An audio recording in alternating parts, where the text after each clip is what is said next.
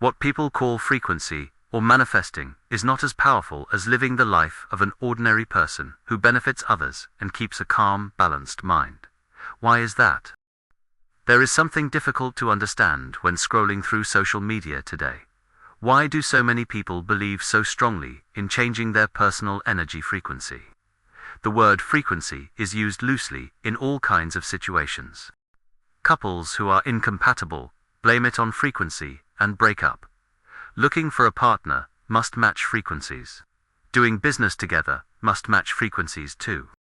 If someone talks about frequency, ask them back. What is frequency? What is vibrational frequency? What is energy frequency?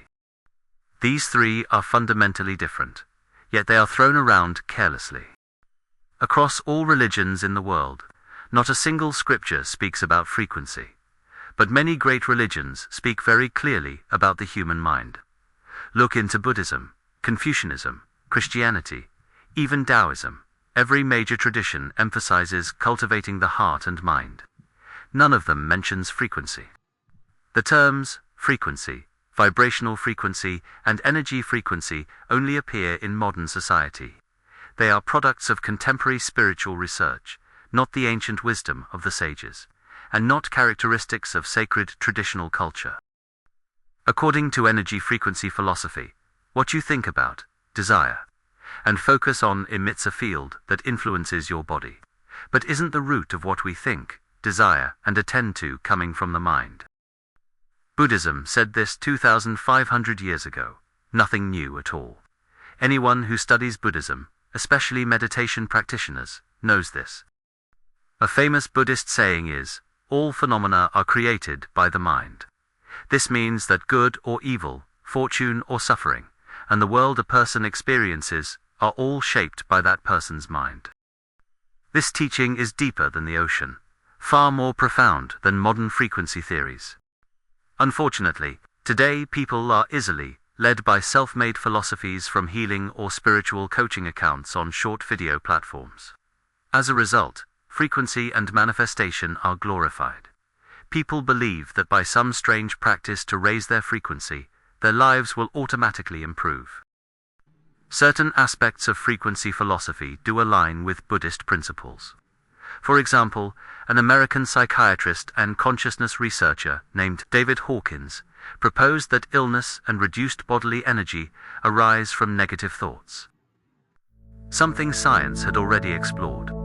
He created a scale from 1 to 1004 energy levels, something no Buddha, Christ, Guru, or a saint ever did. It was his own framework, later spread widely on social media. He suggested that enlightenment ranks between 700 and 1000, hatred around 150, shame as low as 20, and so on.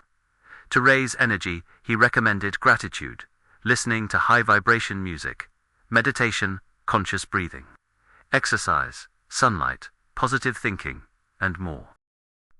Yet no one clearly explains how such energy is actually measured.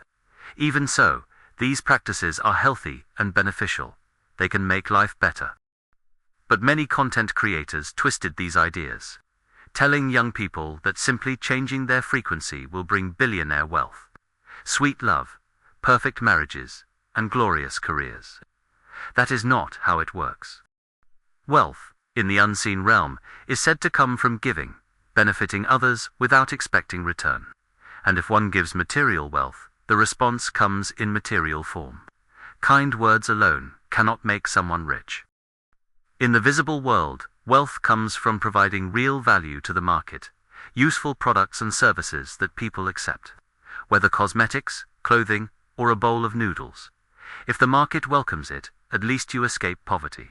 That is why traditional wisdom says, without trade, there is no wealth.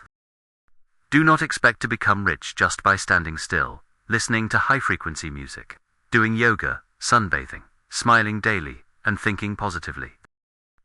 As for the so-called law of attraction, want something and it will come. The hidden flaw is that negative thoughts manifest quickly. While grand dreams of mansions, luxury cars, and perfect marriages do not magically appear just because you visualize them vividly.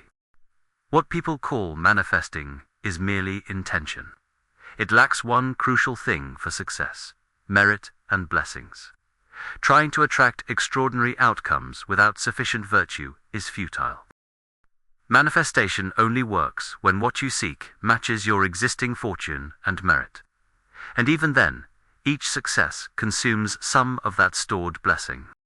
Used wisely, manifestation can boost positivity. Used blindly, it creates delusion, detachment from reality, and loss of the drive to work and serve society. If everyone simply sat still, hoping for good things to arrive, society would decay, because no one would be contributing value. Buddhism is clear. To have blessings, you must serve others. Improving health through good habits is valuable. But there is no method that guarantees ask, and you shall receive, without effort or contribution. These philosophies spread widely because they are easy. They promise gain without giving. The truth is this: to obtain something, you must bring enough benefit to the world to deserve it. Human relationships are exchanges of value. When, in that exchange, you consider others' feelings and accept less for yourself, that is virtue. Teaching people to live with virtue is called the way. In human life, benefit must walk together with morality. Only then can individuals and societies truly prosper. You cannot just sit still, change your frequency, and expect the world to improve. True cultivation goes hand in hand with awakening. What truly changes a person's life is not music, sunlight, or breathing techniques, but how they live, how they think, how they serve others, and how they treat people. Someone who keeps a pure heart, gives freely, and does good without seeking reward is already at the highest frequency in the human realm. Their own mind becomes a magnet, without visualization tricks. Those who only chase high vibrations while harboring greed and dark intentions will remain lost, no matter how much music they listen to. The true frequency of the universe is virtue, mind, and action. Cultivate the heart, act for the good of others. Then your energy aligns with heaven's order. And when that happens, without asking, good things will naturally come. In the end, what truly shapes a person's fate is not numerical frequencies, high vibration music, or glamorous visualization rituals called manifesting. What determines real life is the kind of mind they cultivate each day, the value they create for society, how much they think of others, and whether they are willing to give without demanding repayment.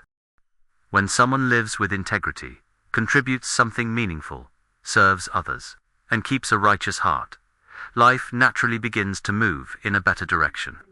Not because their frequency changed, but because they themselves changed. True cultivation is not about sitting still and waiting for blessings to fall from the sky. It is about staying awake in every action, every thought, and every choice in daily life. You reap what you sow. Plant value, kindness, and sincerity, and you will harvest opportunity, merit, and peace. When the mind is clear and conduct is right, talk of high or low frequencies becomes irrelevant, because at that moment, a person has already stepped into the most harmonious orbit between heaven and earth, where good things arrive not as miracles begged for, but as natural consequences of the life they live.